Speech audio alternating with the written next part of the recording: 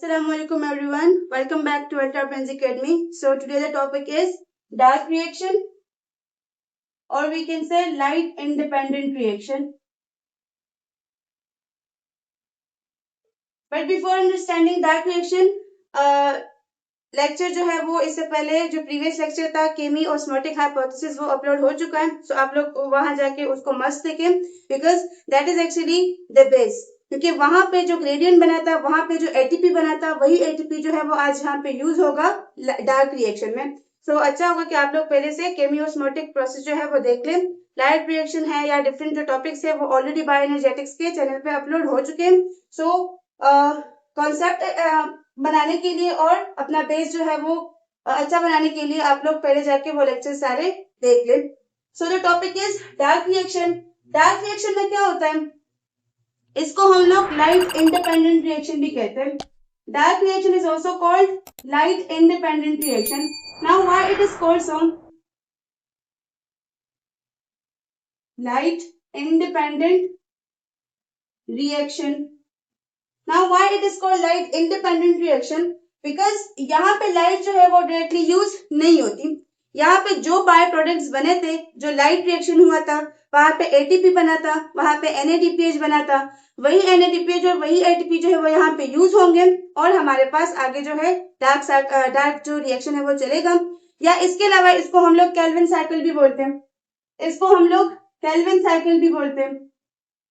Calvin cycle इसको इससे बोलते हैं क्योंकि इसको जिस साइंटिस्ट ने दिया था 1950 में इसको डार्क रिएक्शन को एक साइंटिस्ट ने इंट्रोड्यूस करवाया था और उनका नाम था Melvin kelvin.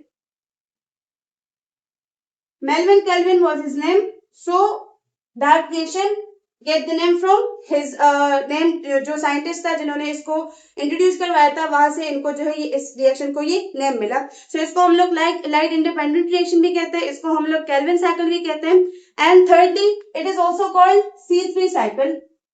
It is also called C3 cycle. So ये तो आपको पता चला कि इसको लाइट इंडिपेंडेंट क्यों कहते हैं, क्योंकि लाइट रिएक्शन से जो प्रोडक्ट्स आए थे वही यहाँ पे यूज होंगे. यहाँ पे डायरेक्टली एटीपी जो है वो यूज नहीं होगा. डायरेक्ट जो है एटीपी यूज होगा लेकिन डायरेक्ट लाइट जो है वो यूज नहीं होगा. अगर हम बात करें केल्विन साइकिल की, so it is just because यहाँ पे जो साइंटिस्ट थे उनका नाम क्या था, मेल्विन केल्विन था. अगर हम बात करें C3 साइकिल की, सो ये आज आपको लेक्चर में क्लियर हो जाएगा that why dark reaction is called C3 cycle. Right, इसका भी एक रीजन है कि इसको हम लोग C3 साइकिल कहते हैं. क्लियर. सो अगर अब हम लोग देखें, हमारे पास जो लाइट रिएक्शन में एटीपी बना था और जो NADPH बना था, वही एटीपी और वही NADPH जो है वो डार्क रिएक्शन में यूज होंगे. डार्क रिएक्शन में वो यूज होंगे. राइट. और यहाँ पे हमारे पास क्या बनेगा, एक ग्लूकोज का मॉलिक्यूल बनेगा. लेकिन ये जो 6 कार्बन का ग्लूकोज का मॉलिक्यूल है ये इतनी आसानी से नहीं बनता. कार्बन की क्या होती है, फिक्सेशन होती है. ये हमें पता है कि डार्क रिएक्शन में क्या होता है, कार्बन फिक्स होता है, कार्बन की फिक्सेशन होती है और उससे क्या बनता है, ग्लूकोज की फॉर्मेशन होती है. बट ये इतना आसान प्रोसेस नहीं होता, इसके बीच में कुछ इंटरमीडिएट्स बनते हैं कार्बन के. तो इस चीज को पता लगाने के लिए, इस चीज को फाइंड आउट करने के लिए कि क्या वाकई कार्बन जो है जब उसकी फिक्सेशन होती है, कार्बन डाइऑक्साइड से जब कार्बन की फिक्सेशन होती है और लास्ट में बनता है ग्लूकोज, तो क्या वाकई में वो इस पाथवे को फॉलो करता है, मतलब एक स्पेसिफिक पाथवे को जो है कार्बन फॉलो करता है, क्या वाकई में इंटरमीडिएट जो है वो बनते हैं. राइट. इस चीज को पता लगाने के लिए क्या किया, मेल्विन जो केल्विन थे और उनके कुछ कोवर्कर्स, उन्होंने इस पाथवे को फाइंड आउट करने के लिए एक छोटा सा एक्सपेरिमेंट करवाया. एक्सपेरिमेंट के ज्यादा डेप्थ में हम नहीं जाएंगे, यहाँ से जस्ट आपको कॉन्सेप्ट मिलेगा कि यस कार्बन क्या करता है, जब उसकी फिक्सेशन होती है तो उसके बीच में से वो एक स्पेसिफिक पाथवे को फॉलो करता है और उसमें हमारे पास कुछ इंटरमीडिएट्स बनते हैं और उसके बाद फिर जाके हमारे पास एक ग्लूकोज का मॉलिक्यूल आता है. राइट. तो इस पाथवे को फाइंड आउट करने के लिए मेल्विन ने क्या किया, जो केल्विन थे और इनके कुछ कोवर्कर्स थे, इन्होंने क्या किया, एक छोटा सा एक्सपेरिमेंट करवाया. एक्सपेरिमेंट तो इनका बेस्ट था क्योंकि इनको एक्सपेरिमेंट से ही प्रॉपर और जो प्रिसाइज रिजल्ट्स थे वो मिलते थे. सो एक्सपेरिमेंट में इन्होंने ये किया कि इन्होंने एक रेडियो एक्टिव ट्रेसर लिया. यहाँ पे इन्होंने कार्बन 14 यूज किया जो कि रेडियो एक्टिव प्रेशर के तौर पे काम कर रहा था। रेडियो एक्टिव प्रेशर के तौर पे यहाँ पे कार्बन काम कर रहा था। क्लियर? कार्बन 14। उसके अलावा इन्होंने यूज किया एक ग्रीन एलजी। ये बहुत इंपॉर्टेंट एक्सपेरिमेंट है क्योंकि इसी से पता चला था कि क्या वाकई में कार्बन जो है वो पाथवे को फॉलो करता है, इंटरमीडिएट जो है वो बनते हैं या नहीं बनते। इसी एक्सपेरिमेंट से इनको पता चला था। तो इन्होंने यूज किया था एक ग्रीन एलजी जिसका नाम था क्लोरेला। क्लोरेला की इन्होंने यूज किया और एक रेडियो एक्टिव प्रेशर यानी कि कार्बन को इन्होंने यूज किया। इसके अलावा इन्होंने एक flat illuminated glass vessel use किया। ग्लास वेसल इसलिए यूज किया क्योंकि ग्लास का मतलब है कि ट्रांसपेरेंट था वो। जब ट्रांसपेरेंट होगा उससे लाइट पास होगी, फोटोसिंथेसिस का प्रोसेस होगा। इसी वजह से इन्होंने क्या यूज किया? फ्लैट इल्यूमिनेटेड ग्लास वेसल इन्होंने यूज किया, जिसको हम लोग लॉलीपॉप एपरेटिस भी कहते हैं। लॉलीपॉप एपरेटिस भी कहते हैं। अब हुआ क्या कि इन्होंने इस ग्रीन एलजी को इन्होंने एलजी ली, राइट? मतलब एलजीज तो बहुत ज्यादा होती है लेकिन उन्होंने कुछ स्पेसिफिक एलजी को लिया और उसको कार्बन 14 से लेबल कर दिया। वैसे तो कार्बन सब में मतलब जब फोटोसिंथेसिस का प्रोसेस स्टार्ट होगा तो सब कार्बन की फिक्सेशन करेंगे, डार्क रिएक्शन करेंगे, हमारे पास ग्लूकोज बनेगा। लेकिन इन्होंने यहाँ पे रेडियो एक्टिव ट्रेसर इसलिए यूज किया क्योंकि इनको स्पेसिफिकली पता था कि अच्छा कार्बन 14 जो है वो इन रास्तों से गुजर रहा है, इस पाथवे को फॉलो कर रहा है, ये इंटरमीडिएट जो हमारे पास बन रहे हैं। तो इन्होंने क्या किया कि इन्होंने एक ग्लास में से एलजीज ली और एलजी को क्या किया? कार्बन 14 से ट्रेस कर दिया, राइट? डिफरेंट बुक्स जो है वो इसके बारे में डिफरेंट इंफॉर्मेशन देती है। कुछ कहते हैं कि एक सिंगल एलजी को ही लिया था और कार्बन 14 से लेवल किया था, कुछ कहते हैं कि बहुत से मतलब एलजी का एक प्रॉपर ग्रुप लिया था, राइट? और उसमें से एक को कार्बन 14 से ट्रेस किया था। सो अगर आपके बुक में ये एक्सपेरिमेंट है तो आप उसमें जो पॉइंट है आप उसी को फॉलो करें, because biology is a science of contradictions, you will find it anywhere. So हुआ क्या? इन्होंने ग्रीन एलजी को क्या किया? कार्बन 14 से लेवल कर दिया। अब जब इन्होंने कार्बन 14 से एलजी को लेवल किया और उस ग्लास वेसल में उसको रख दिया, लाइट को एक्सपोज कर दिया, तो फोटोसिंथेसिस का प्रोसेस स्टार्ट हो गया। जब फोटोसिंथेसिस का प्रोसेस स्टार्ट हुआ तो साइंटिस्ट जो है वो क्या कर रहे थे? वो हर लम्हे देख रहे थे, हर मोमेंट पे वो चेक कर रहे थे कि अच्छा हमारे पास ये इंटरमीडिएट जो है वो बन रहे। वो हर एक सेकंड पे फॉलो कर रहे थे उस एक्सपेरिमेंट को कि हमारे पास इंटरमीडिएट जो है वो बन रहे, एलजी जो है वो रिएक्शन परफॉर्म कर रहा है, एक केमिकल रिएक्शन जो है वो हो रहा है। आफ्टर सम टाइम उन्होंने क्या किया कि उस एलजी को उठाया और उसको हॉट अल्कोहल में रख दिया। अल्कोहल जैसे कि मिथेनॉल में उसको रख दिया। अब जब उसने ऐसा किया, उसको मिथेनॉल में रखा, इसका पर्पस क्या था कि वहां पे जाके उसका मेटाबॉलिज्म स्टॉप हुआ। फोटोसिंथेसिस क्या है? मेटाबॉलिज्म ही है ना। सो वहां पे उसका मेटाबॉलिज्म स्टॉप हो गया। जब स्टॉप हुआ और उससे जो कंपाउंड्स बने थे तो केल्विन ने क्या किया कि उन कंपाउंड्स को सेपरेट कर दिया, एक कंपाउंड को फिर दूसरे को फिर तीसरे को, डिफरेंट उसमें कंपाउंड्स जो है वो बन रहे थे, इंटरमीडिएट जो है वो बन रहे थे, राइट? 3 कार्बन का, इस तरह 4 कार्बन। तो जितने भी कंपाउंड्स या इंटरमीडिएट्स वहां पे बने थे वहां पे उन्होंने क्या किया? उसको सेपरेट कर दिया। इस चीज से उनको क्या पता चला कि जो कार्बन है, जो CO2 है, हम जो कहते हैं कि CO2 डार्क रिएक्शन का सबसे फर्स्ट स्टेप क्या है? CO2 fixation, then reduction and then RUPP की रीजनरेशन होती है। वो भी बहुत इंटरेस्टिंग है, अभी जब हम साइकिल को समझेंगे तो आपको बहुत अच्छे से क्लियर हो जाएगा। तो CO2 की जो फिक्सेशन होती है डार्क रिएक्शन में, उस CO2 की फिक्सेशन डायरेक्टली जाके ग्लूकोज नहीं बनाती। इनको अपने एक्सपेरिमेंट से क्या रिजल्ट मिला कि जो CO2 है, ठीक है, उसका जो कार्बन है तो वो फिक्स होकर डायरेक्टली शुगर नहीं बनाता। सबसे पहले ये पॉइंट याद रखिए कि हमारे पास जब फर्स्ट शुगर बनता है डार्क रिएक्शन में तो वो 3 कार्बन का होता है। हम जो बात करते हैं ना ग्लूकोज की, ग्लूकोज कितना है? 6 कार्बन का है, लेकिन हमारे पास जो फर्स्ट शुगर बनता है वो हमेशा 3 कार्बन का बनता है, राइट? तो ये जो CO2 है, इसमें से जो कार्बन है ये फिक्स होकर डायरेक्टली ग्लूकोज में कन्वर्ट नहीं होता। इसके बीच में से कुछ इंटरमीडिएट जो है वो बनते हैं जो कि बनना जरूरी होते हैं, क्योंकि यहाँ पे क्या होता है, यहाँ पे जस्ट ग्लूकोज का बनना नहीं है, राइट। यहाँ पे जस्ट ग्लूकोज का बनना नहीं है, यहाँ पे जो आरयूबीपी के मॉलिक्यूल्स यूज हुए थे वही आरयूबीपी के मॉलिक्यूल्स से भी वापस रीजनरेट होना है, क्योंकि जब अगेन लाइट रिएक्शन होगा एटीपी एनएडीएच बनेगा, डार्क रिएक्शन स्टार्ट होगा, तो डार्क रिएक्शन के लिए पहले से आरयूबीपी का होना इंपॉर्टेंट है, क्योंकि उसके बगैर डार्क रिएक्शन जो है वो नहीं होगा, राइट। तो यहाँ पे जब कार्बन की फिक्सेशन होती है सो उसका रिजल्ट जो है वो जस्ट ग्लूकोज को बनाना नहीं होता, बल्कि आरयूबीपी की रीजनरेशन भी होती है।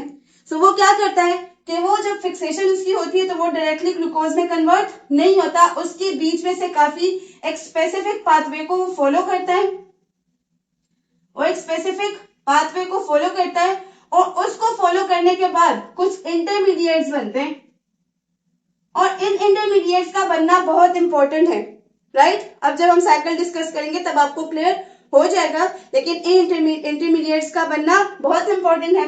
इंटरमीडिएट्स के बनने के बाद कुछ मॉलिक्यूल्स जो है वो जाके ग्लूकोज बनाते हैं और दूसरे जो है वो जाके फर्दर आरयूबीपी की रीजनरेशन कर देते हैं। सो आप लोग को एक्सपेरिमेंट क्लियर हुआ। मेल्विन केल्विन ने 1950 में क्या दिया था, केल्विन साइकिल जो था उन्होंने दिया था। केल्विन साइकिल को क्यों कहते हैं, क्योंकि इसी साइंटिस्ट ने इस पे काम किया था। So that's why the reaction got the name Calvin cycle. C3 cycle इसको क्यों कहते हैं ये अभी हम डिस्कस कर रहे हैं, आपको क्लियर हो जाएगा। इसके अलावा डार्क रिएक्शन में क्या होता है, लाइट इंडिपेंडेंट रिएक्शन इसको क्यों कहते हैं, लाइट इंडिपेंडेंट इसलिए कहते हैं क्योंकि यहाँ पे लाइट जो है वो डायरेक्टली यूज नहीं होती। मोस्टली बच्चे ये एज्यूम कर लेते हैं कि dark reaction means that it happens to night time, during night time. ऐसा नहीं होता, नाइट टाइम जो है प्लांट्स में भी रिस्पिरेशन का प्रोसेस चलता है जैसे हम में चलता है, राइट। तो नाइट टाइम में कोई फोटोसिंथेसिस का प्रोसेस नहीं होता है, बिकॉज हम लोगों ने एक्सपेरिमेंटेशन जो हम स्टडी कर रहे थे वहां पे हम लोगों ने क्लियर कट ये बता दिया था कि अगर लाइट नहीं होगी फोटोसिंथेसिस का प्रोसेस नहीं होगा। सो नाइट टाइम में लाइट ही नहीं है तो फोटोसिंथेसिस का प्रोसेस भी नहीं होता। डार्क रिएक्शन असल में यहाँ पे मतलब इसका ये है कि यहाँ पे लाइट जो है वो डायरेक्टली यूज नहीं होती। जो प्रोडक्ट्स लाइट रिएक्शन में बने थे एटीपी और एनएडीपीएच, वही एनएडीपीएच यहाँ पे रिड्यूस होगा, वही एटीपी यहाँ पे यूज होगा और हमारे पास डार्क रिएक्शन जो है वो फर्दर प्रोसीड होता है। ये अच्छा, अब यहाँ पे कार्बन की फिक्सेशन होती है तो वो जाके क्या बनाता है, ग्लूकोज बनाता है। इस चीज को फाइंड आउट करने के लिए कि आइदर प्लांट जो कार्बन डाइऑक्साइड है वो फिक्स होकर डायरेक्टली ग्लूकोज में कन्वर्ट होता है, यानी फिर कुछ पाथवे को फॉलो करता है, कुछ इंटरमीडिएट्स बनते हैं। तो केल्विन ने इसके लिए एक एक्सपेरिमेंट किया था अपने कुछ कोवर्कर्स के साथ मिलके। इन्होंने ग्रीन एल्गी लिया, क्लोरेला, उसको लेबल किया कार्बन 14 से और उसको एक ग्लास में रख दिया जिसको हम लोग लॉलीपॉप एपरेटस कहते हैं, राइट। तो वो क्या था, वो ग्लासी था। ग्लासी मींस के उससे वो ट्रांसपेरेंट होगा, उससे लाइट जो है वो पास होगी। जब लाइट पास हुई फोटोसिंथेसिस का प्रोसेस स्टार्ट हुआ और every second scientist were checking कि यहाँ पे कौन कौन से इंटरमीडिएट्स बन रहे। एंड आफ्टर सम टाइम उन्होंने क्या किया कि उन्होंने जो एलजी था उस एलजी को उन्होंने हॉट अल्कोहल में डाला जस्ट बिकॉज कि उसका जो मेटाबॉलिज्म है वो स्टॉप हो जाए, और जब मेटाबॉलिज्म स्टॉप होगा तो उनको जो इंटरमीडिएट्स है वो उनको अच्छे से सेपरेट कर देंगे। तो जब मेटाबॉलिज्म स्टॉप हुआ उन्होंने सेपरेट किया। सो इस एक्सपेरिमेंट से जो मेल्विन थे या उनके जो कोवर्कर्स थे वो इस रिजल्ट पे पहुंचे कि कार्बन जो है वो एक स्पेसिफिक पाथवे को फॉलो करता है, राइट। एक स्पेसिफिक पाथवे को फॉलो करता है, कुछ इंटरमीडिएट्स बनाता है और उसके बाद फिर क्या होता है, ग्लूकोज का एक सिंगल मॉलिक्यूल बनता है। यहां तक आपको क्लियर हुआ। अब चलिए डिस्कस करते हैं अपने असली डार्क रिएक्शन को। ये एक छोटा सा इंट्रोडक्शन था, एक इंपॉर्टेंट एक्सपेरिमेंट था इस कॉन्सेप्ट को समझने के लिए। तो होपफुली आपको अच्छे से क्लियर हो चुका होगा। अब बात करते हैं कि हमारे पास जो डार्क रिएक्शन है, मैंने आपसे कहा था that it is also called C3 cycle. मैंने आपसे कहा था कि इसको क्या कहते हैं, C3 साइकिल भी कहते हैं। Why it is called C3 cycle? इसको C3 साइकिल इसलिए कहते हैं कि जब हमारे पास कार्बन फिक्सेशन हो जाती है या कार्बन फिक्सेशन स्टार्ट होती है, कार्बन फिक्सेशन क्या है, डार्क रिएक्शन का फॉरमोस्ट फर्स्ट स्टेप है।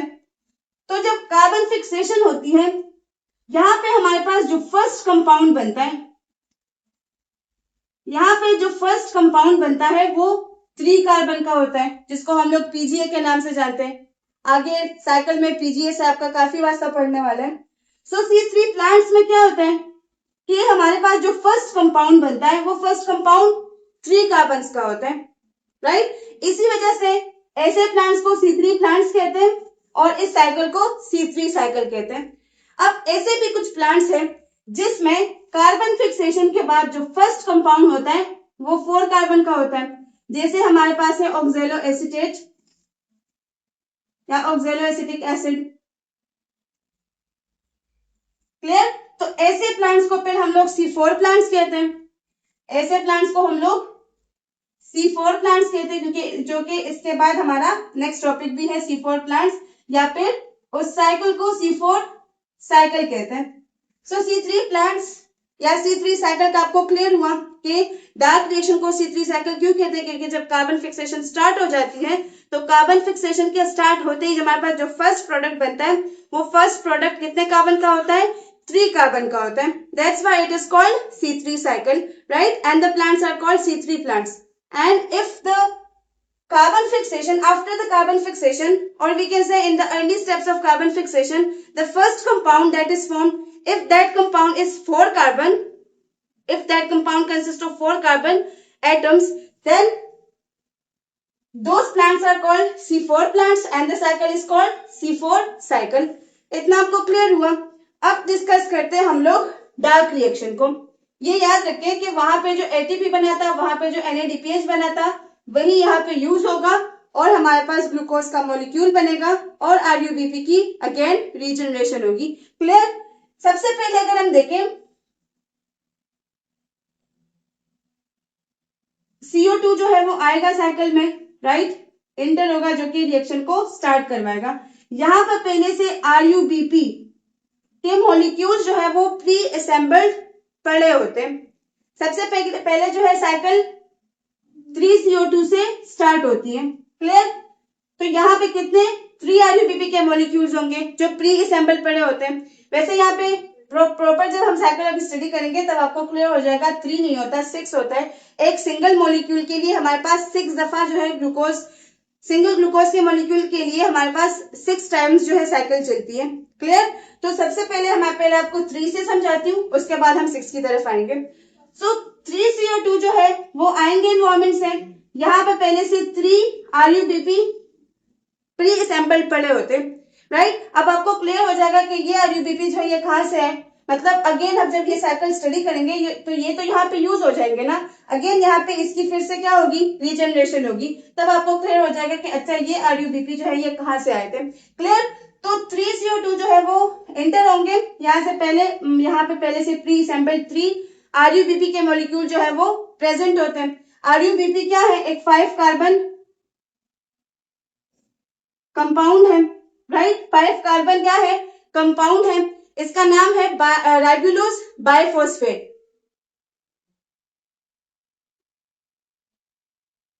Ribulose biphosphate. ये यहाँ पे क्या होता है? पहले से प्री असेंबल्ड 3 मॉलिक्यूल्स पड़े रहते हैं। क्लियर? अब ये क्या है? एक CO2 में हमारे पास कितने कार्बन है? एक सिंगल कार्बन, राइट। तो अगर 3CO2 है so we have 3 carbon. Similarly अगर 5 कार्बन है, ठीक है, 5 कार्बन का RUBP है, तो अगर 3 RUBP के मॉलिक्यूल्स हैं तो 3 अगर है सो वी हैव 3 5 50। तो टोटल हमारे पास कितने? टोटल हमारे पास 18 कार्बन है, राइट। टोटल हमारे पास 18 कार्बन है। इन 18 कार्बन से हमारे पास अगर हम देखें तो यहाँ पे क्या बनेगा? यहाँ पे 6 PGA के मॉलिक्यूल्स बनेंगे। 6 PGA के मॉलिक्यूल्स यहाँ पे बनेंगे। कितने? 6, राइट। क्या चले पहले इसको ऐसे समझे कि यहाँ पे जस्ट एक ही CO2 आया था और एक ही RUBP पहले यहाँ पे प्रेजेंट है। क्लियर? ये चीजें हटा दें, स्टार्ट से आपको समझाती हूँ तो आपको और भी क्लियर होगा। ये एक RUBP, एक CO2, right. So we have total 6। यहाँ पे एक 6 कार्बन का अनस्टेबल कंपाउंड बनेगा, अनस्टेबल कंपाउंड बनेगा जो कि एक एंजाइम के हेल्प से कन्वर्ट होगा 3 कार्बन PGA में, ठीक है। 3 फॉस्फोग्लिसरेट, 3 फॉस्फोग्लिसरेट में कन्वर्ट होगा, PGA में कन्वर्ट होगा। अब होगा क्या कि ये जो 2 पीजीए के मॉलिक्यूल्स यहाँ पे बने, ये जो 2 पीजीए के मॉलिक्यूल्स यहाँ पे बने, ये 2 पीजीए के मॉलिक्यूल्स जाके कन्वर्ट होंगे G3P में, राइट। अगर हम इसका नेम लिखे यहाँ पे पीजी, पहले जो है क्या होगा, 6 कार्बन कंपाउंड है, तो 6 कार्बन कंपाउंड से एक अनस्टेबल नहीं 5 कार्बन का आरयूबीपी है और एक सिंगल CO2 है, तो 6 कार्बन से एक 6 कार्बन अनस्टेबल कंपाउंड बनेगा, राइट। उस अनस्टेबल कंपाउंड, वो अनस्टेबल होता है, राइट, तो वो कन्वर्ट हो जाएगा 2 स्टेबल कंपाउंड्स में, पीजीए के 2 पीजीए के मॉलिक्यूल्स में वो कन्वर्ट होगा। पीजीए क्या है, 3-फॉस्फोग्लिसरेट, 3-फॉस्फोग्लिसरेट, राइट। 6 कार्बन थे, 6 कार्बन अनस्टेबल में कन्वर्जन इसकी हुई। अब ये फिर से क्या होगा, एक 2 स्टेबल कंपाउंड में इसकी कन्वर्जन होगी, जो कि 2 पीजीए के मॉलिक्यूल्स हैं। ये 2 पीजीए के मॉलिक्यूल जो है ये कन्वर्ट हो जाएंगे किस चीज में, G3P में कन्वर्ट हो जाएंगे। G3P क्या है, ग्लिसरल्डिहाइड 3-फॉस्फेट ग्लिसरल्डिहाइड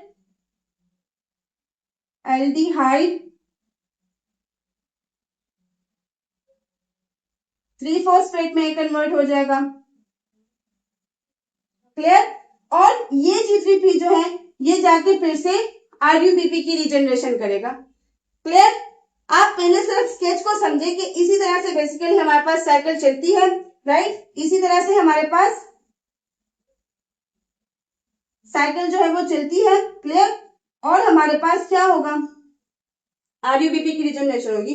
अब सबसे पहले देखें, एक 5 कार्बन का क्या था, आरयूबीपी था, एक सिंगल कार्बन का क्या था, CO2 था।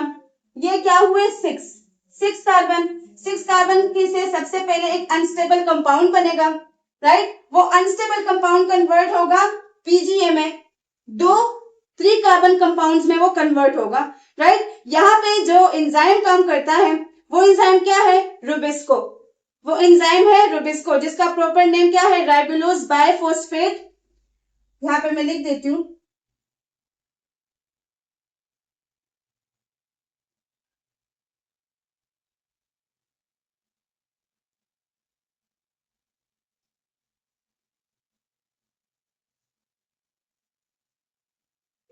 अब ये एंजाइम जो है ना ये थोड़ा सा स्पेशल है। इसके नेम को अगर हम देखें तो कार्बोक्सिलेज भी है और ऑक्सीजनेज भी है। इसके नेम में अगर हम देखें तो कार्बोक्सिलेज भी आता है और ऑक्सीजनेज भी आता है, क्योंकि ये यहाँ पे क्या करता है,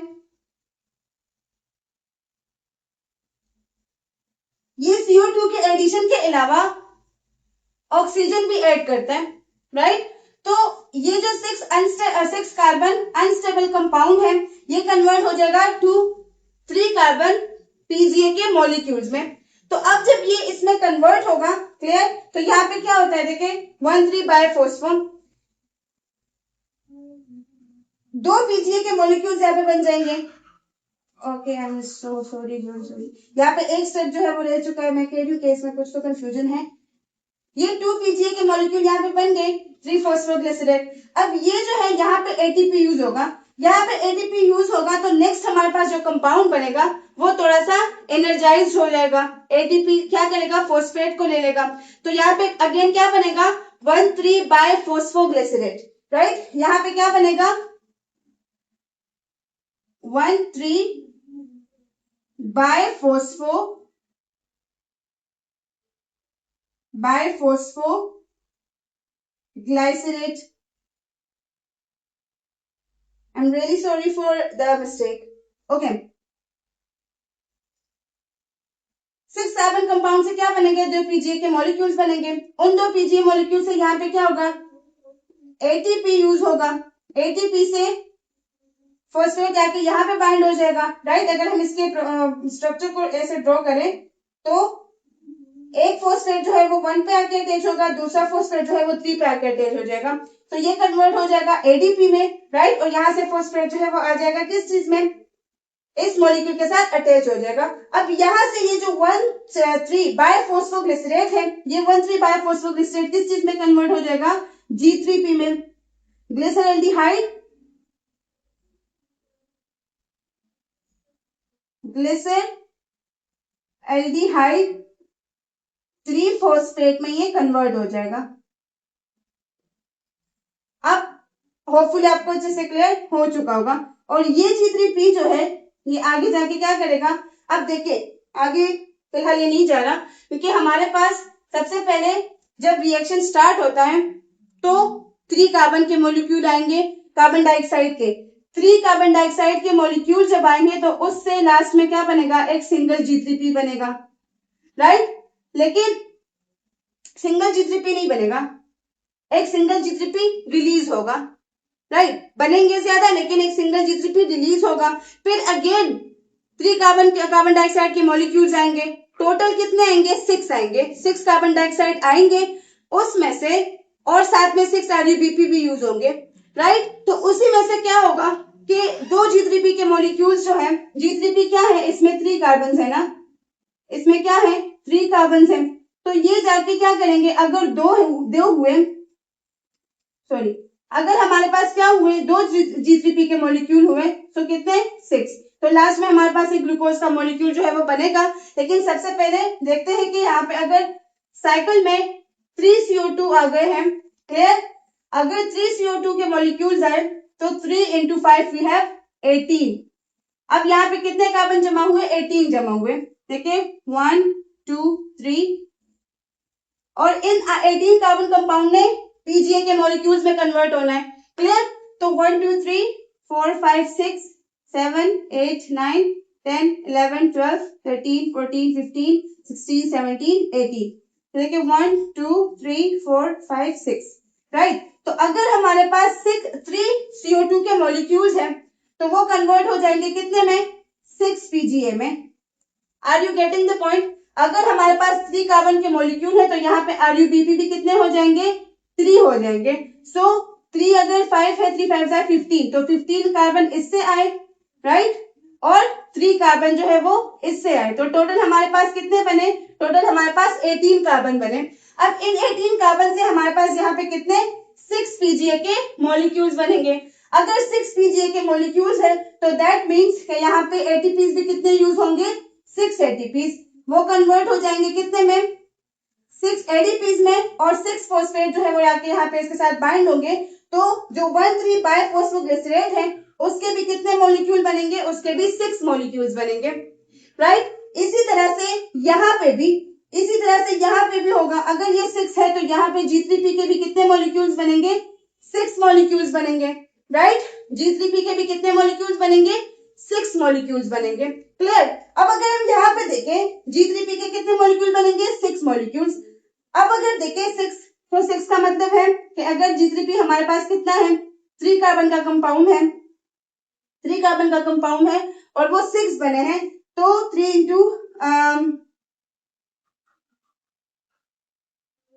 × 6 we have, yes, 3 × 6 we have 18, 3 6 are 18। तो एक G3P जो है ये यहाँ पे निकल जाएगा, एक G3P जो है वो यहाँ पे बाहर निकल जाएगा, क्लियर। तो सिंपल हम कह सकते हैं कि यहाँ पे जो फर्स्ट, मैंने आपसे कहा था ना कि फर्स्ट शुगर जो है वो हमेशा कितना बनता है, 3 कार्बन का बनता है। सो एक शुगर, ये एक जो G3P है वो यहाँ से निकल गया, हमारे पास टोटल कितने बने, 15। वही 15 जो है वो यहाँ जाके यहाँ पे क्या कर देते हैं, यहाँ पे RuBP की रिजनरेशन कर देते हैं। 15 कार्बन है ना, वी हैव 15 कार्बन। तो ये 15 कार्बन जाके क्या करेंगे, यहाँ पे 3 RuBP बना देंगे, 3 RuBP बना देंगे, क्योंकि RuBP क्या है, एक 5 कार्बन का कंपाउंड है। वीडियो के बीच में स्टॉप हो गई थी, हम लोग प्रोसेस डिस्कस कर रहे थे डार्क रिएक्शन का, फिर बीच में अजान भी हुई, सो इस वजह से। अच्छा, हम लोगों ने पहले स्टेप में क्या किया, एक कार्बन डाइऑक्साइड का मॉलिक्यूल लिया, उसकी फिक्सेशन हुई, ओके। उसके बाद हमने 3 कार्बन डाइऑक्साइड के मॉलिक्यूल्स लिए, और लास्ट में फिर क्या हुआ, हमने 6 कार्बन डाइऑक्साइड के मॉलिक्यूल्स लिए। क्यों, यही रीजन था कि हमारे पास जब एक सिंगल ग्लूकोज का मॉलिक्यूल बनता है तो उसके लिए कितने, उसके लिए 6 कार्बन डाइऑक्साइड के मॉलिक्यूल्स यूज होते हैं, 6 RuBP के मॉलिक्यूल्स यूज होते हैं, और हमारे पास क्या होता है, एक सिंगल ग्लूकोज का मॉलिक्यूल जो है वो उससे निकलता है, राइट। जब हम कहते हैं कि डार्क रिएक्शन में क्या होता है, फूड की फॉर्मेशन होती है, ग्लूकोज की फॉर्मेशन होती है, शुगर की फॉर्मेशन होती है। तो एक 6 कार्बन ग्लूकोज या एक 6 कार्बन शुगर के निकलने के लिए हमारे पास साइकिल जो है वो कितनी दफा चलती है, 6 टाइम्स चलती है। राइट 6 CO2 के मॉलिक्यूल्स यूज होते हैं और साथ में अलॉन्ग विद दैट 6 RUBP जो पहले से प्री असेंबल्ड पड़े थे, हम लोगों ने प्रोसेस डिस्कस किया तो आप लोगों को क्लियर हो चुका होगा कि कहाँ से ये RUBP जो है वो फिर से जनरेट हो जाते हैं, राइट। तो 6 RUBP के मॉलिक्यूल्स और 6 CO2 के मॉलिक्यूल्स जो है जब वो प्रोसेस में आएंगे, उनकी प्रोसेसिंग होगी तो हमारे पास एक सिंगल ग्लूकोज का मॉलिक्यूल जो है वो बनेगा, राइट। तो चलिए इस प्रोसेस को एक दफा फिर से इस स्केच को थोड़ा नीटली बनाते हैं, आप लोग की रिवीजन भी हो जाएगी क्योंकि बायोएनर्जेटिक्स जो है वो चैप्टर ही ऐसे है कि आप लोग की जितनी ज्यादा उसमें रिवीजन होगी उतना जो है आप लोग को चीज क्लियर होगी, क्लियर। तो इसको फिर से स्केच को बनाते हैं, या तो पूरा जो है मैंने कहराम मचाया हुआ है, तो पहले से इस स्केच को क्लियरली बनाते हैं और फिर से एक दफा इसको डिस्कस करते हैं। पहले आप लोग को कॉन्सेप्ट जो है वो अच्छे से आपका क्लियर हुआ कि किस तरह से स्केच जो साइकिल है वो चलती है, C3 साइकिल किस तरह से चलती है, आपको ये भी क्लियर हुआ कि हाँ जो फर्स्ट कंपाउंड था वो क्या था, 3 कार्बन का था। सो पूरा साइकिल हम लोगों ने देख लिया। अब देखें एक दफा फिर इसको रिवाइज करते हैं। अब 6 कार्बन डायरेक्टली हम लोग 6 कार्बन डाइऑक्साइड के मॉलिक्यूल से स्टार्ट करेंगे क्योंकि आप लोग को ऑलरेडी पता चला जब हम लोगों ने एक कार्बन डाइऑक्साइड का मॉलिक्यूल यूज किया था तो भी then 3 carbon dioxide molecules and now in last 6 carbon dioxide molecules, clear। तो उसी 6 carbon dioxide के molecule से फिर से प्रोसेस को एक दफा समझते हैं और रिवाइज करते हैं। तो अगर हम लोग देखें ये हमारे पास क्या है,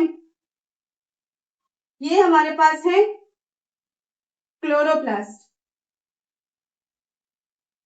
ये हमारे पास है क्लोरोप्लास्ट।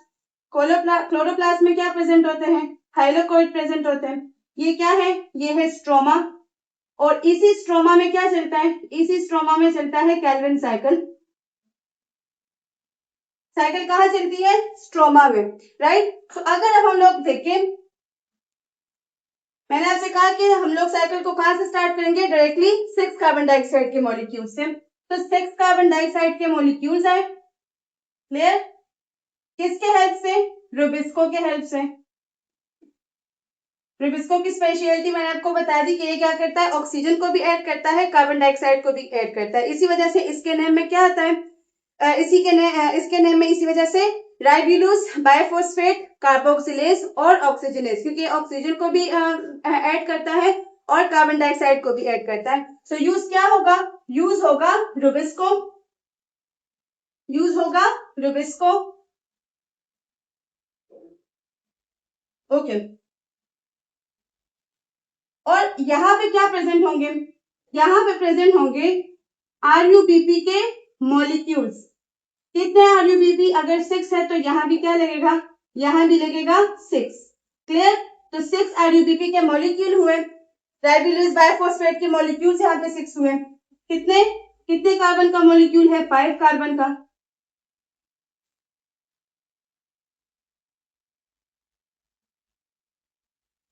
ये आप लोग को मैं एक एग्जाम रेडी स्केच प्रॉपर बना के दिखा रही हूँ, आप लोग इसी को ड्रॉ करके एग्जाम में अपना क्वेश्चन अटेम्प्ट कर सकते हैं, क्योंकि बायोएनर्जेटिक्स जो है वो बहुत ही इंपॉर्टेंट चैप्टर है, तो उससे एक आधा क्वेश्चन जो है वो एग्जाम में आ ही जाता है। सो RUBP कितने कार्बन का है, 5 कार्बन का, क्लियर। अब अगर हम लोग देखें तो बाइफॉस्फेट है तो यहाँ पे क्या अटैच होगा, यहाँ पे अटैच होगा फॉस्फेट। दोनों साइड्स पे क्या अटैच होता है, दोनों साइड्स पे अटैच होता है फॉस्फेट। तो 6 RUBP के मॉलिक्यूल्स, 6 CO2 के मॉलिक्यूल्स, टोटल हमारे पास कितने हुए, टोटल हमारे पास हुए, या चलिए यहाँ पे rough work, as a rough work यहाँ पे लिखेंगे 36 कार्बन। जब 36 कार्बन हुए तो टोटल हमारे पास PGA के मॉलिक्यूल्स कितने बनेंगे, टोटल हमारे पास PGA के मॉलिक्यूल्स 12 बनेंगे, क्लियर। तो ये हमारे पास प्रोसेस स्टार्ट हुआ, कार्बन फिक्सेशन स्टार्ट हुई। अब अगर हम देखें तो टोटल हमारे पास कितने हैं, 36 कार्बन है। सबसे पहले तो मैंने आपसे कहा कि यहाँ पे एक 6 कार्बन का अनस्टेबल कंपाउंड बनेगा in case of 1 CO2। Single CO2 के केस में यहाँ पे क्या होगा, एक 6 कार्बन का अनस्टेबल कंपाउंड बनेगा। ये स्टेप आप लोगों ने मस्ट याद रखना है क्योंकि ये इंपॉर्टेंट स्टेप है, ये होता है, क्लियर। उसके बाद फिर क्या होगा, again with the help of Rubisco, with the help of Rubisco again क्या होगा, ये जो अनस्टेबल 6 कार्बन कंपाउंड है,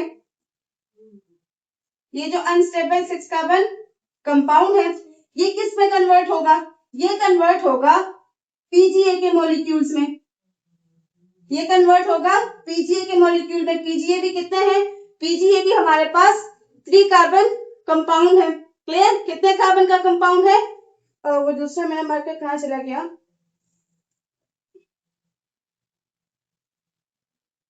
आई डोंट नो। चलिए इसी से करते हैं। कितने हैं पीजीए के मॉलिक्यूल्स हमारे पास? यहाँ पे कितने बनेंगे? 6 RuPp 6 CO2। We have total 36 carbon. So net gain कितना होगा? पीजीए मॉलिक्यूल्स का 12 होगा। क्लियर? सो ये हमारे पास हुआ 12। और पीजीए है क्या? 3 फॉस्फोग्लिसरेट। 3 फॉस्फोग्लिसरेट मतलब 3 कार्बन का कंपाउंड है। 3 कार्बन का कंपाउंड है और उसके साथ क्या अटैच होगा? उसके साथ अटैच होगा फॉस्फेट। राइट? तो 12 हमारे पास क्या बने? पीजीए के मॉलिक्यूल्स बने। अब इसी पीजीए के मॉलिक्यूल से हमारे पास फर्दर क्या बनेगा? इसी पीजीए के मॉलिक्यूल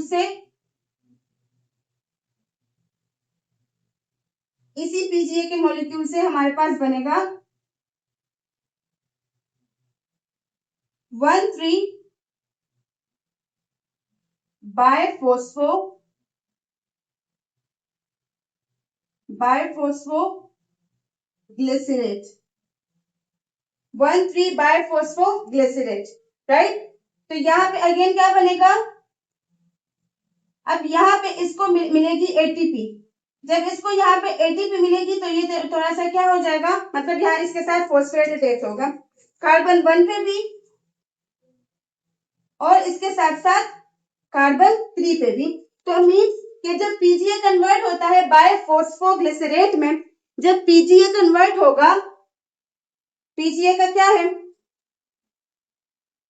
अगर हम लोग देखें यहाँ पे 6 कार्बन का अनस्टेबल कंपाउंड बना, वो अनस्टेबल कंपाउंड किस चीज में कन्वर्ट हुआ? पीजीए में, 3 फॉस्फोग्लिसरेट में। 3 फॉस्फोग्लिसरेट में कन्वर्ट हुआ। राइट? तो जब ये 12 पीजीए जो है 12 फॉस्फोग्लिसरेट जो है ये कन्वर्ट हो जाएगा किस में? 1,3 बायफॉस्फोग्लिसरेट में। किस चीज में कन्वर्ट होगा? 1,3 बायफॉस्फोग्लिसरेट में। तो हर एक पीजीए के लिए यहाँ पे क्या है? एक सिंगल फॉस्फेट है। अब यहाँ पे क्या है? 1,2 बायफॉस्फेट। बाय का मतलब यहाँ पे 2 फॉस्फेट आके अटैच हुए हैं, 3 के साथ साथ दूसरा फॉस्फेट। सो अगर हमारे पास यहाँ पे 12 पीजीए के मॉलिक्यूल्स हैं, अगर यहाँ पे 12 पीजीए के मॉलिक्यूल्स हैं, दैट मींस यहाँ पे एटीपीज कितने यूज होंगे? यहाँ पे एटीपीज अगर हम देखें तो यहाँ पे 12 एटीपीज से फॉस्फेट आएगा, एडीपीज की फॉर्मेशन होगी, वो भी कितने? 12। राइट? चलिए मैं लिख देती हूँ। यहाँ पे 12 एडीपीज जो है वो बनेगी, 12 एडीपीज बनेगी 12 एटीपीज से। राइट? 12 एटीपी से एक एटीपी आएगा और इस सिंगल पीजीए के मॉलिक्यूल के साथ बाइंड होगा। हमारे पास क्या बनाएगा? 1,3 बायफॉस्फोग्लिसरेट। यहाँ तक क्लियर हुआ? तो अगर हम यहाँ पे इस फेज में देखें तो ये जो हमारा फेज है, क्लियर, आरयूबीपी के साथ जब कार्बन जो है वो कंबाइन होकर क्या बनाता है? पीजीए के मॉलिक्यूल्स बनाते हैं। इस फेज में हम आपको क्लियर ये भी बता देती हूँ मैं कि कार्बन फिक्सेशन कहाँ हो रही है, रिडक्शन कहाँ हो रही है और रीजनरेशन कहाँ हो रही है। तो वो तो फिर आप लोगों ने ऑलरेडी समझ लिया होगा। ये हमारे पास क्या है? This is carbon fixation. जब हमारे पास पीजीए का मॉलिक्यूल बनेगा, 3 फॉस्फोग्लिसरेट का मॉलिक्यूल बनेगा। इतना आप लोगों को क्लियर हुआ? 12 एटीपी के मॉलिक्यूल जो है वो यहाँ पे यूज होंगे, मतलब फॉस्फेट आके एक सिंगल पीजीए के साथ बाइंड होगा और क्या बनाएगा? 1,3 बायफॉस्फोग्लिसरेट। अब यहां से जो प्रोसेस स्टार्ट होता है that is reduction phase. That is reduction phase. अब यहाँ पे क्या होगा? यहाँ पे रिडक्शन होगी। रिडक्शन कैसे होगी? देखिए ये जो 1,3 बायफॉस्फोग्लिसरेट है, ये 1,3 बायफॉस्फोग्लिसरेट जो है ये कन्वर्ट हो जाएंगे किस में? ये कन्वर्ट हो जाएंगे G3P में। तो G3P में कितने बनेंगे? 12 बनेंगे। राइट? G3P यहाँ पे कितने? ये जो है ये भी 12 बनेंगे।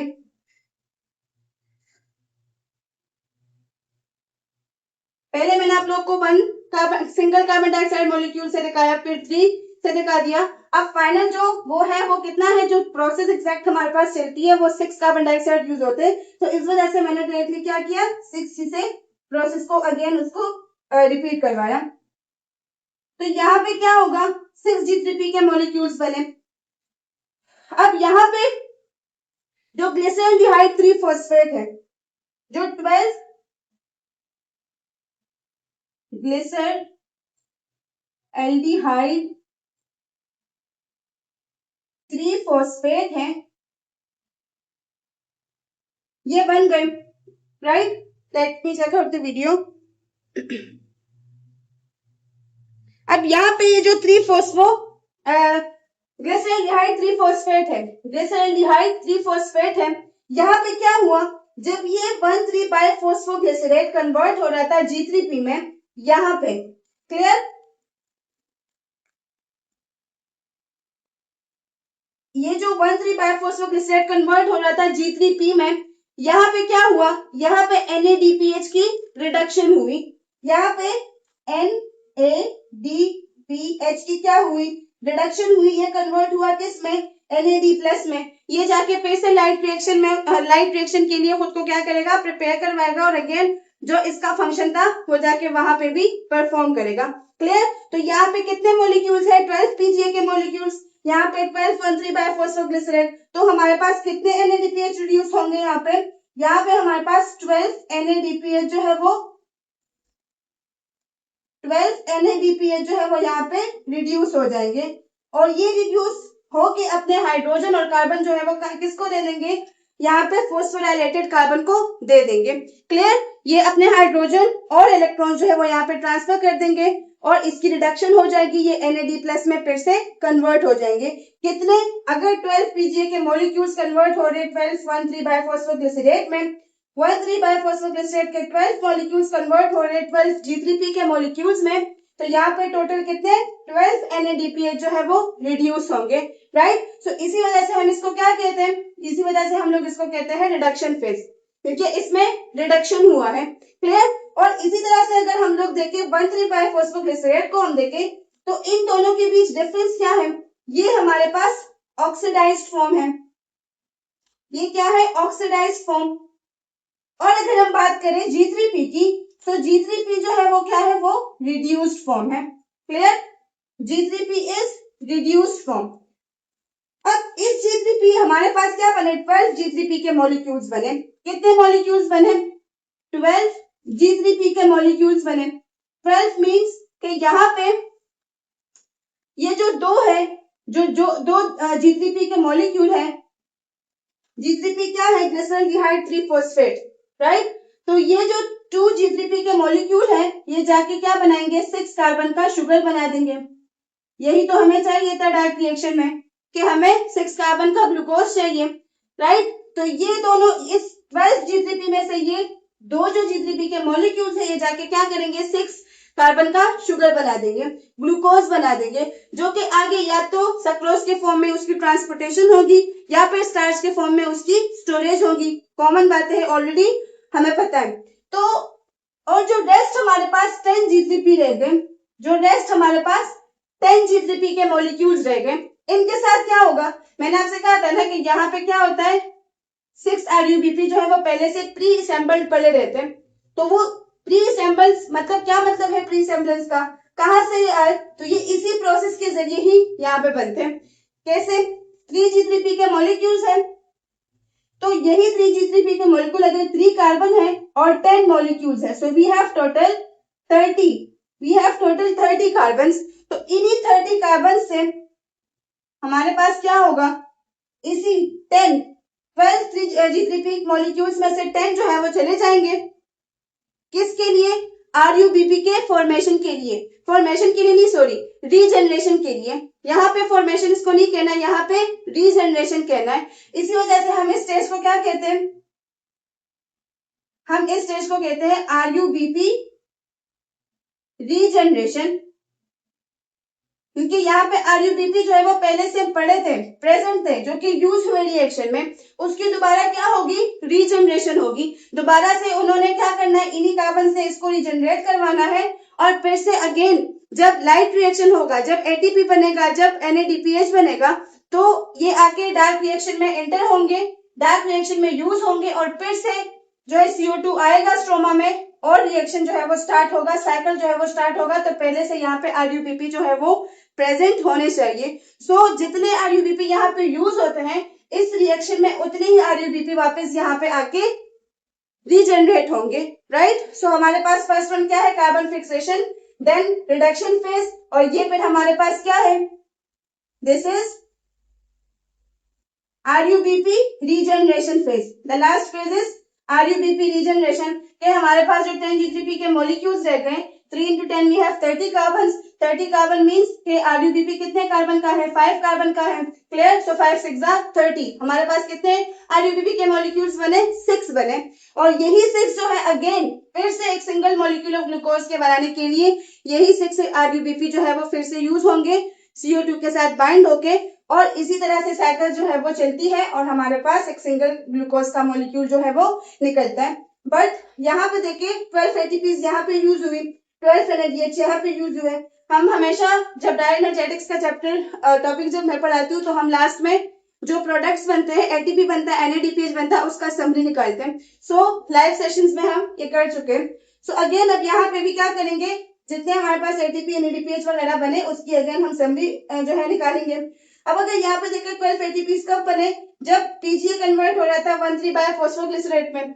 जब 1,3-बायफॉस्फोग्लिसरेट कन्वर्ट हो रहा था G3P में, तो यहाँ पे क्या हुआ, 12 NADH जो है वो NADPH रिड्यूस हुए, राइट। और अगर यहाँ पे हम देखें जो हमारे पास G3P का मॉलिक्यूल है, जो G3P का 12 दो तो खैर चले गए ग्लूकोज को बनाने के लिए, लेकिन जो 10 है वो जब कन्वर्ट होंगे RUBP में, तो यहाँ पे भी क्या होंगे, यहाँ पे भी ATP यूज होगा, यहाँ पे भी क्या होगा, ATP जो है वो यूज होगा, ठीक है। तो अगर यहाँ पे हम देखें, यहाँ पे कितने यूज होते हैं, 12, टोटल हमारे पास कितने ATPs होते हैं, 18 यूज होते हैं। यहाँ पे देखें अगेन यहाँ पे इसकी कन्वर्जन होगी ADP में और 6 ADP ही बनेंगे, 6 ATP जो है वो यहाँ पे यूज होंगे, कितने, 6 कैसे, क्योंकि अगर हम लोग देखें ग्लिसरॉल्डिहाइड ट्रीफॉस्फेट में तो एक फॉस्फेट ऑलरेडी प्रेजेंट है, एक फॉस्फेट ऑलरेडी G3P के साथ प्रेजेंट है, लेकिन अगर RUBP में देखें तो वी हैव 2, तो इस सिंगल RUBP के लिए एक सिंगल ATP से फॉस्फेट आएगा, इसके साथ अटैच होगा। तो टोटल हमारे पास यहाँ पे कितने ATPs यूज होंगे, 6 ATPs यहाँ पे यूज होंगे और 12 ATPs यहाँ पे यूज होंगे। 6 दफा साइकिल चलती है, मैंने कई दफा रिपीट करवाया, साइकिल कितनी दफा चलती है, 6 दफा। जब एक ग्लूकोज का मॉलिक्यूल बनता है तो 6 दफा साइकिल चलती है, क्लियर। तो कितना यहाँ पे देखिए 12 PGA बन रहे, तो कितने, सॉरी 12 PGA से हमारे पास 1,3-फॉस्फोग्लिसरेट 12 बन रहे। तो अगर 12 बन रहे तो यहाँ पे भी देखे पहले एक फॉस्फेट था, अब 2 फॉस्फेट हुए, तो यहाँ से ATP कन्वर्ट होगा ADP में और 12 ATPs यूज होंगे, क्लियर। अगर यहाँ पे देखें तो यहाँ पे भी पहले सिंगल एक फॉस्फेट था, फिर 2 फॉस्फेट हुए, तो यहाँ पे भी एक सिंगल मॉलिक्यूल के लिए एक ATP जो है वो यहाँ पे ADP में कन्वर्ट होगा, फॉस्फेट आके इसी मॉलिक्यूल के साथ बाइंड होगा। तो टोटल कितने बन रहे, 6 RUBP बन रहे। अगर 6 RUBP बन रहे, सो दैट मीन्स हमारे पास टोटल कितनी ATPs यूज होंगी, 6 ATPs यूज होंगी। यहाँ तक क्लियर है आप लोग को? Let me check out the video. अब अगर हम लोग देखें, ये प्रोसेस आप लोग को क्लियर हुआ, सब कुछ क्लियर हुआ। अब अगर सिंपल हम लोग देखें समरी की तरफ, if we talk about the summary of the reaction, so एक सिंगल ग्लूकोज के मॉलिक्यूल के लिए सबसे पहले अगर हम देखें, एक सिंगल RUBP और एक CO2 जब यूज होता है, राइट, रिएक्शन में, तो 2 PGA बनते हैं, राइट। इसी तरह से अगर 3 RUBP है, अगर 3 RUBP है और 3 CO2 के मॉलिक्यूल्स हैं, तो हमारे पास कितने बनते हैं, 6 PGA बनते हैं। ऑलरेडी हम डिस्कस कर चुके हैं, बस इसकी समरी निकाल रहे हैं। और अगर 6 RUBP है, right, we have 6 RUBP plus 6 CO2। अगर 6 RUBP और 6 CO2 के मॉलिक्यूल्स है, then we have 12 PGA molecule. जब पीजीए मॉलिक्यूल बनेगा तो उसके बाद ही पूरा किस्सा जो है वो स्टार्ट होगा। इस वजह से मैं इस चीज को जो है यहाँ पे हाईलाइट कर रही हूँ। इसी तरह से अगर देखें तो एक CO2 के मॉलिक्यूल और एक RuBP के मॉलिक्यूल के लिए हमारे पास कितने एटीपीज यूज होते हैं? यहाँ पे कितने एटीपीज यूज होते हैं? एक सिंगल के लिए 3 एटीपीज यूज होते हैं। 3 एटीपीज जो है वो यूज होते हैं। क्लियर? और इसी तरह से अगर हम 3 RuBP और 3 कार्बन डाइऑक्साइड के मॉलिक्यूल के लिए देखें, राइट, अगर 3 कार्बन डाइऑक्साइड के मॉलिक्यूल के लिए देखें तो हमारे पास 9 एटीपीज यूज होती हैं। यहाँ पे 9 एटीपीज यूज होती है। और अगर हम लोग 6 RuBP और 6 कार्बन डाइऑक्साइड के लिए देखें, फिर हमारे पास टोटल हमारे पास 18 एटीपीज यूज होती है। और वो मैंने आपको दिखा दिया। देखिए 12 यहाँ पे बनी और सॉरी बनी नहीं, यूज हुई, और 6 यहाँ पे, राइट। तो 12 प्लस 6 वी हैव 18। तो टोटल हमारे पास अगर 6 RuBP और 6 CO2 कंबाइन होके फिक्सेशन उसकी हो रही है कार्बन डाइऑक्साइड की, 12 पीजीए बन रहे, तो टोटल एटीपीज कितने यूज होंगे? 12 एटीपीज पूरे प्रोसेस में, राइट। क्योंकि एटीपी तभी यहाँ पे यूज होगा जब पीजीए कन्वर्ट होगा 135 बाइफॉस्फोग्लिसरेट में। उस स्टेप की मैं बात कर रही हूँ। सो टोटल प्रोसेस में हमारे पास 18 एटीपी जो है वो यूज होती है। सिमिलरली अगर हम देखें तो यहाँ पे अगर एक सिंगल RuBP है, राइट, और सिंगल कार्बन डाइऑक्साइड है, तो हमारे पास 2 NADH यूज होते हैं, NADPH। अगर हमारे पास 3 RuBP और 3 CO2 के मॉलिक्यूल्स हैं, then we have 6 NADPH, 6 NADPH। Similarly अगर 6 है तो फिर कितने? फिर 12, राइट। तो ये हमारे पास पूरा क्या है? This is the whole summary of dark reaction. This is the whole summary of dark reaction कि हमारे पास अगर रिस्पेक्टिव जितने कार्बन मॉलिक्यूल्स होंगे जिनकी फिक्सेशन होगी अलोंग विद द RuBP, तो इतने इतने एटीपीज यूज होंगे, इतने इतने NADPH जो है वो रिड्यूस होंगे, राइट। और बाकी हम लोगों ने देखा ये कार्बन फिक्सेशन स्टेप है, क्लियर। ये हमारे पास रिडक्शन फेज है और ये हमारे पास RuBP रीजनरेशन है। तो होपफुली जो जो कंफ्यूजन आपको थी अच्छे से क्लियर हो चुकी होगी। तो सिंपल इसका जो फाइनल पॉइंट मैं आपको बता दूं तो वो यही है कि एक सिंगल ग्लूकोज के मॉलिक्यूल के लिए, एक सिंगल ग्लूकोज के लिए हमारे पास साइकिल कितनी दफा चलती है? 6 दफा जो है साइकिल चलती है, मतलब 6 साइकिल्स जो है वो चलती है, राइट।